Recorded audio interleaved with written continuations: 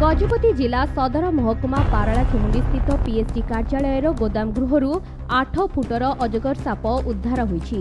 सापटी गोदाम घर भितरे थिबा जानिबा परे प्रकृति बंधु नागेश्वर महापात्र को जणाइथिले। अनेक कसरत परे सापटी को नागेश्वर काबू करि परिथिले। सेठारे उपस्थित समस्तंकु साप को देखि भयभीत न हेबाकु कहिबा सह सापर कोनोसी क्षति न करिबाकु नागेश्वर सचेतन करथिले।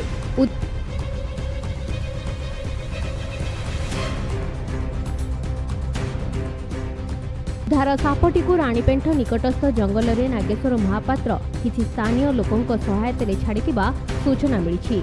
ब्यूरो रिपोर्ट, कलिंग समाज लाइव।